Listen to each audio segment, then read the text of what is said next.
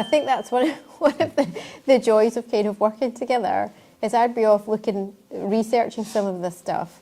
And I remember specifically for the second book, I would talk to you about, well, I'm reading about this and I'm reading about that, and you'd go, yeah. And then one day I sat down and I said, right, wait till you hear this one.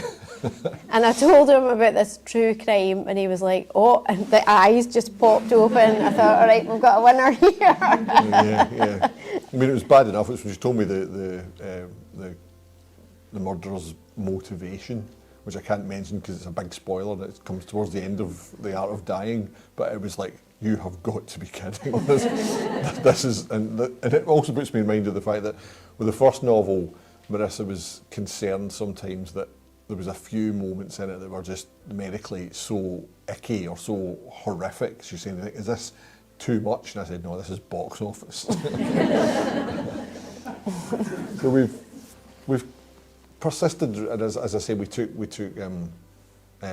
inspiration from real events all the way through, right up to the most recent book. I don't know if we should be talking about that yet. You should probably talk about the book that's available for sale. That's what I mean. Sorry, I was talking about the most recent one that's for sale. All right, this is where we keep She's getting way mixed ahead up. all the time. We keep saying, and our current book, and I start talking about the one that's being published in June, which I'm not supposed to do quite yet. Yeah, because you can't buy it. See, it's a mistake to be talking about a reading from a book. I was giving a reading from a book you can't buy. You know, it's the opposite of Jeffrey Archer, where it's a book you can't read. You know, but anyway. Do you want to do a reading? No. Well, yeah. Will we set the scene for the Voices of the Dead, or will I just read first? I think read first, because it comes from the beginning of the book. Yeah. Give everyone a flavour of what we've been talking about. I can do a reading, and so this is from pretty much the beginning, where Raven has been asked to come to Surgeons Hall. And this is book 4, Voices of the Dead. I'm reminding myself. Yeah. The driver took him over the North Bridge and along to Nicholson Street, where the Roman columns of Surgeons Hall loomed before them. Raven could not displace the sense that he was approaching enemy territory. The surgeons were increasingly inclined to see obstetricians as an upstart breed, an attitude typified by Professor Syme recently suggesting they be categorised alongside veterinarians, and the appointment of Dr. Archibald Christie as the college's new head was unlikely to pour oil on troubled waters. He was renowned for being as combative as he was ambitious, a man restlessly in search of new enemies to conquer. Consequently, he had been nicknamed Corpus behind his back, less for the bodies he had dissected than for those he had climbed over to get where he was. I should add that by this point, this is several years after Raven's apprenticeship. He's now fairly well established as a doctor. "I dinna envy you venturing inside," said the driver, bringing his horses to a halt. Raven was briefly unsettled by this, thinking the man was referring to Dr. Christie. "Why would that be?" he asked. "Heard they found a hacked-up corpse in there. Porter told me he saw guts and livers and all sorts, a severed leg still dripping blood." It must have been the porter's first day, Raven thought, wandered into the dissecting room without warning. "It's common enough to have specimens on display," Raven reassured them. "On display, aye," the coachman said. "No in somebody's desk drawer." As Raven stepped down from the carriage, he saw his friend Henry coming to greet him. He looked relieved to see Raven, his anxiety evidently deriving from the presence of the stern figure striding behind him. "You've called for someone else?" Christie asked, taking in Raven's arrival much as he might the delivery of a wheelbarrow full of dung. "I asked for discretion." Henry shot Raven a look conveying both gratitude and apology for what he was being dragged into. "I appreciate that, sir," Henry replied, "but I explained that I would need some assistance in conducting my inquiries. That meant engaging either Dr. Raven or Mr. McLeavy. Which would you have preferred?" This spiked Dr. Christie's ire. Nobody wanted the belligerent Irish detective at their door. Dr. Christie seemed to remember himself and belatedly offered a greeting. "It's Professor Cooper," said Henry, leading Raven along a corridor. "We don't know if it's Professor Cooper," insisted Christie. "I meant to say it's Professor Cooper we're concerned with."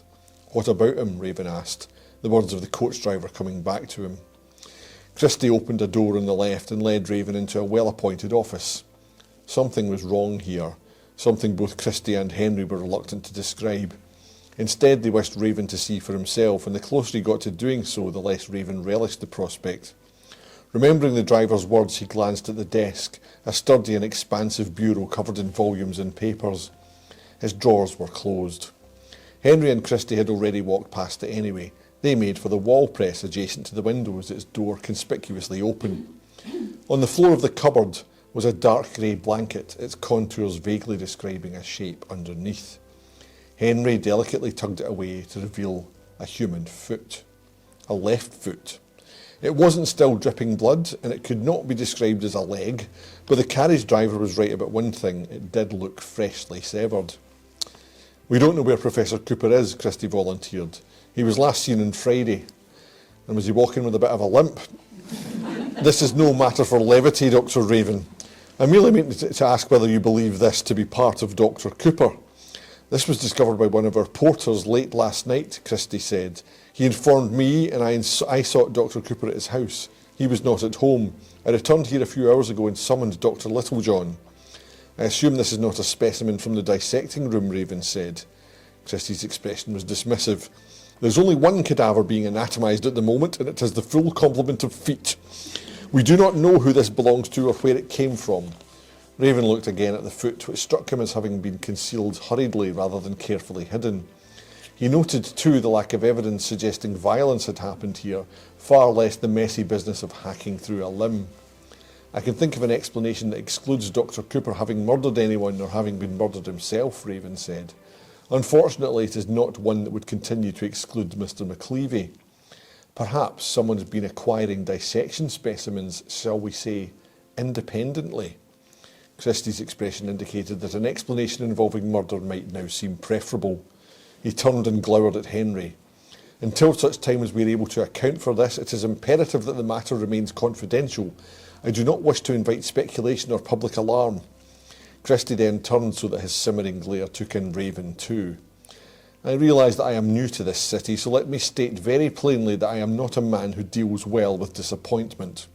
I expect this matter to be resolved without the unnecessary involvement of anyone who is not already present in this room. Is that understood?" "Yes, of course, Dr. Christie," Henry replied. Raven remained silent. His thoughts turned to the driver who'd brought him here. It might have been a porter he'd spoken to, but he would not be the only wagging tongue. The fishwives of New Haven were as nothing compared to the doctors of this city when it came to trading gossip and rumour. Little in Edinburgh stayed secret for long, apart from those things that stayed secret forever. So,